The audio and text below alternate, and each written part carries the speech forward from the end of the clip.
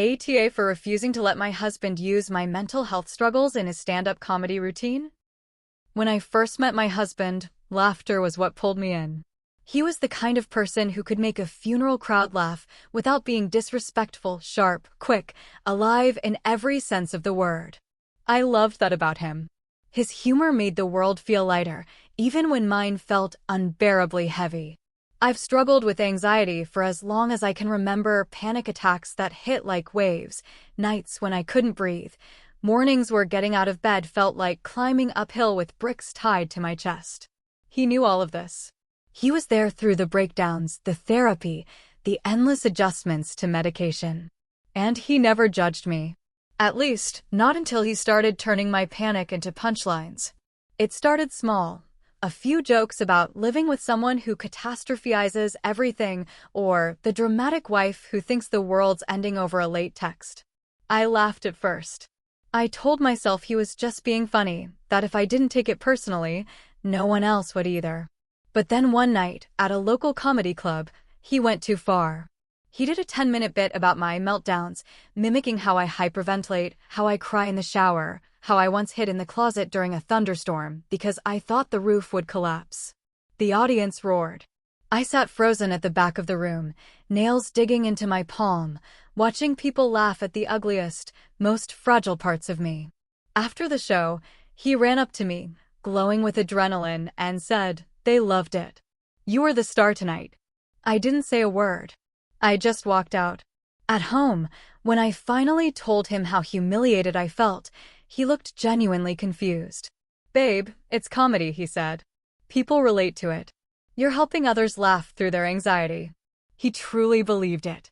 That was the worst part. He said he'd tweak the jokes to make them less personal, but the next time I saw his set, they were worse. He'd renamed me Mara, but everything else was exactly the same. My therapist's advice, my worst panic attack, the night I called him crying from the grocery store, all of it turned into punchlines. And the crowd kept laughing. I tried to stay calm, to handle it privately. I didn't want to destroy his career. I knew how much this meant to him. He'd been working for years to get noticed, and lately, his shows were selling out. But the more popular he got, the more my anxiety became his material. One night, a coworker from my office came up to me and said, "Your husband's hilarious. I didn't know you actually fainted during arguments." I remember standing there, smiling weakly, feeling my entire body go cold. That night, I told him he had to stop. Not tone it down. Not change the name. Stop completely. He didn't take it well. He said I was overreacting, that I knew what I was signing up for when I married a comedian. He said people connect to real stories, that it's his art, and that censoring him would ruin his authenticity. I asked him if his art required using my trauma as material, if he'd ever once stopped to consider that I might not want strangers laughing about my panic attacks. He just said, "I thought you wanted to help people see it's not shameful." I told him there's a difference between helping people and exploiting someone's pain for applause. He got quiet after that, the kind of quiet that means he's angry but trying to hide it. The next week, he did another show. I didn't go, but a clip went viral. I saw it on TikTok, captioned, "This comedian roasts his anxious wife." Over 500,000 views in a day.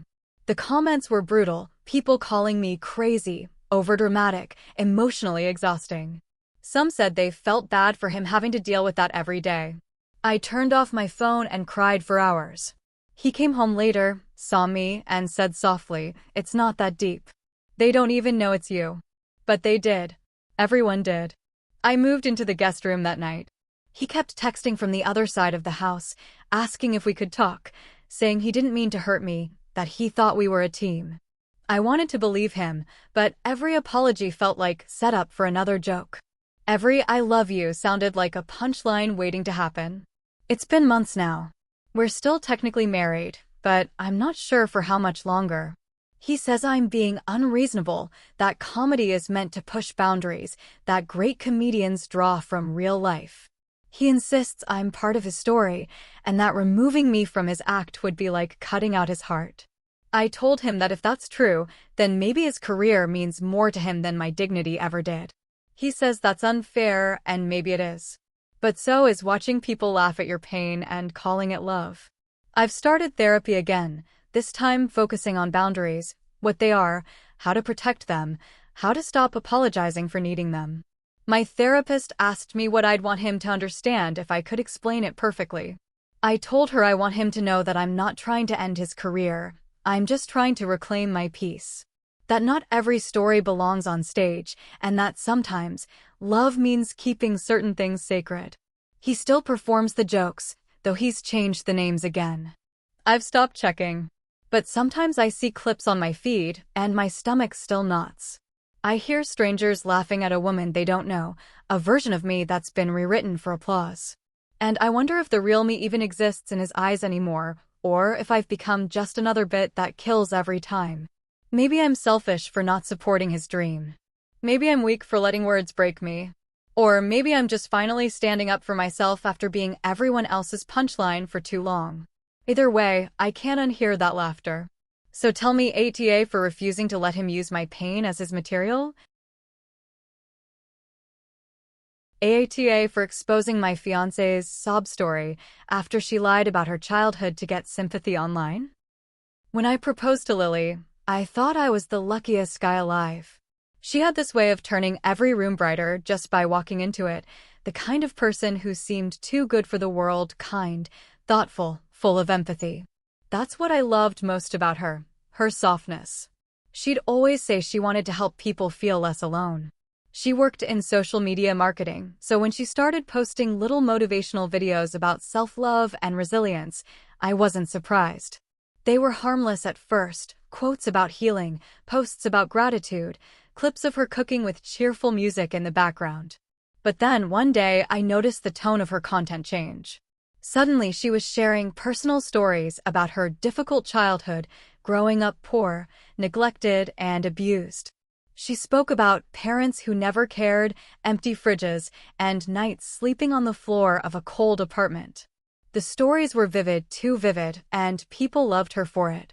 She started gaining followers fast. Her posts went viral. Brands began reaching out. She called it turning pain into purpose. But here's the problem, none of it was true. Lily grew up in a loving middle-class family. Her parents are two of the kindest people I've ever met. They live in a beautiful suburban home, the kind with backyard barbecues and framed family photos everywhere. I've seen her childhood albums, her smiling on family vacations, birthday parties full of friends, Christmas mornings surrounded by gifts. When I confronted her about it, she brushed it off with a laugh. "It's not lying," she said. "It's storytelling. It helps people relate." She said she was using emotional truth instead of literal truth. I told her it felt wrong, dishonest, but she said I didn't understand how social media worked. I let it go at first because I didn't want to start a fight. But it started eating at me. Especially when her parents called, crying, after someone from their church saw her video. Her mom asked if Lily really believed those things, if they'd somehow failed her without realizing it. I didn't know what to say. Lily told them she exaggerated a little, but for a good cause. She made a follow-up post saying she'd forgiven her parents, and her followers praised her for her healing journey.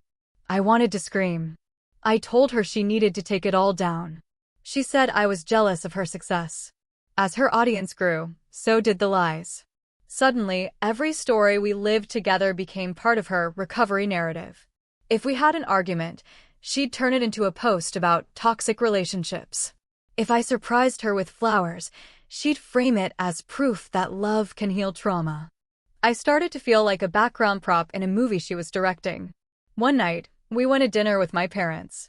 My mom asked her about the charity she mentioned online, something about helping foster kids get therapy. Lily smiled sweetly and changed the subject. Afterward, my mom asked if I knew more about it, and I had to admit I didn't. Turns out, it didn't exist. It was just another story. I tried to talk to Lily again that night. I told her this wasn't sustainable, that she was building her entire identity on fiction. She got defensive immediately. "Do you want me to fail?" she snapped.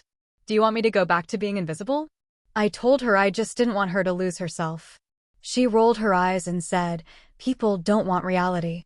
They want hope." I didn't know how to argue with that. A few days later, things blew up. She posted a raw confession video, crying, saying she was estranged from her fiancé because he couldn't accept her past. Within hours, her followers flooded the comments with support, calling me manipulative, saying I was gaslighting a survivor. I was furious. She hadn't named me, but everyone knew. Our friends knew. My coworkers knew. Even my own parents called, asking if what she said was true. So, I told the truth. I wrote a single post, nothing dramatic, nothing cruel. I just said that Lily's stories were not based on her real childhood, that her family had always been loving and supportive, and that her narrative had hurt the people she claimed to love most. I didn't expect it to blow up the way it did. But it did. People turned on her overnight. Followers accused her of lying for clout. Brands dropped her. Her account lost thousands of followers within days. Lily didn't speak to me for a week. When she finally did, it wasn't to apologize, it was to tell me I'd ruined her life. She said I didn't understand how hard it was to be vulnerable online, how I destroyed something meaningful because I couldn't handle her success. She cried, saying she'd been trying to help people, that she never meant to hurt anyone. But all I could think about were her parents, sitting in their living room, hearing strangers call them abusers. We broke off the engagement soon after. Her family barely talks to her now, and I can't tell if I feel justified or guilty. She still posts sometimes, but her tone has changed. Now it's all about forgiveness and betrayal. Every now and then, I see a quote she shares, "The people closest to you will hurt you the most." I know it's about me. Some of my friends say I went too far, that I could have handled it privately. Maybe they're right. But she made her lies public. She built a brand on them. And I couldn't sit back and watch her parents' names get dragged while she soaked in sympathy that wasn't hers to take. Still, a part of me wonders if I destroyed her future out of righteousness, if I crossed from protecting the truth to punishing her. I didn't want to ruin her. I just wanted her to stop. But sometimes, when you pull the curtain off a lie, the truth burns brighter than you expect, and it doesn't just expose them, it exposes you too. So tell me, ATA for exposing my fiancé's fake story, or was I just setting the record straight? ATA for cutting off my best friend after she wrote a fictional story that was clearly about me? I've known Mia for over 10 years. We met in college, two broke, overly caffeinated girls who bonded over cheap coffee and shared dreams of becoming writers. She was always the better one with words. The kind of person who could take an ordinary moment, a late-night walk, a breakup, a bad grade, and make it sound like poetry. I admired that about her. She said she wanted to write honest fiction, stories that felt real, raw, and human. I told her she'd make it someday. I meant it. I never imagined that the story that made her career would be about me. It started when she messaged me one night, saying she was working on something personal. I didn't think much of it. She'd been struggling to get published, and I was happy she was writing again. Then a few months later, her short story blew up online. Everyone was talking about it, this devastating, emotional piece about a young woman who loses her baby and has to pretend to be fine while her best friend secretly envies her grief because it makes her seem deep and tragic. The comments called it hauntingly real. It was. Because it was real. I'd had a miscarriage 2 years ago. I never told anyone outside my family, not even our wider friend group. Only Mia knew. I told her everything. I remember crying into her shoulder, telling her how empty I felt, how I couldn't look at children without breaking inside. She was my rock through all of it. Or so I thought. Reading her story was like watching my pain replayed by a stranger. Every detail, the hospital waiting room, the scent of antiseptic, even the stupid pink blanket my mom brought me, it was all there. The fictional friend in the story even had my initials. I called her immediately, shaking, asking why she would write something so personal without asking me. She sounded calm, almost detached. "It's not about you," she said. "It's fiction inspired by emotion. You don't own pain." Those words burned. She said I should be proud that my experience helped people connect. That her story had saved lives because readers felt seen. I wanted to believe that, but all I felt was violated, stripped of something sacred. I hung up before I said something cruel. That night, I deleted every photo we had together. For a while, I didn't talk to her. I tried to focus on healing, on moving forward. But it's hard to move on when the internet keeps reminding you of what you're trying to forget. Her story went viral. It got picked up by a literary magazine, then an online platform. People started calling her a rising star. She began doing interviews, podcasts, panels, Q&As, and every time, she'd talk about how her writing comes from lived truth. She'd say things like, "I had a friend who went through something similar, and it changed me forever." That friend was me. I watched her turn my trauma into her origin story. The worst part? People loved her for it. They called her brave, empathetic, raw. They said she gave a voice to the voiceless. Meanwhile, I was the voiceless one, the person who couldn't even speak about her pain anymore because everyone had already heard it from someone else's mouth. I started avoiding mutual friends because they all brought her up. "Mia's doing amazing," they'd say. "Her writing's so emotional, it feels real." Yeah, it was real. One night, I ran into her at a friend's birthday dinner. I didn't plan to talk to her, but she came over, all smiles, acting like nothing had happened. She hugged me, and I froze. Then she whispered, "You're part of something bigger than both of us." That story is helping people. I pulled away and said, "You stole something from me." Her smile faltered. She said, "I transformed it." I walked out before I started crying in front of everyone. Later that night, she texted me a long message saying she was hurt that I couldn't see her heart. She said she'd changed enough details to make it fiction, and that she didn't owe me ownership of inspiration. That last line, "I don't owe you ownership of inspiration," broke something in me. It's been over a year since we last spoke. Her story is still floating around, reposted, analyzed, taught in creative writing classes. She's published a book now, and yes, the same story is the opening chapter. Every time I see her face on a podcast thumbnail or a quote from her book, I feel that mix of pride and nausea. Pride, because I once believed in her talent. Nausea, because I know that part of her success was built from the ashes of my pain. My family says I should let it go, that she didn't mean harm. That maybe it's a compliment, in some twisted way, to inspire something beautiful. But it doesn't feel beautiful. It feels stolen. I've thought about confronting her publicly, posting my side of the story, exposing her, but then I remember how that would look. People would think I'm jealous. They'd call me bitter, unstable, attention-seeking. Just another plotline for her next story.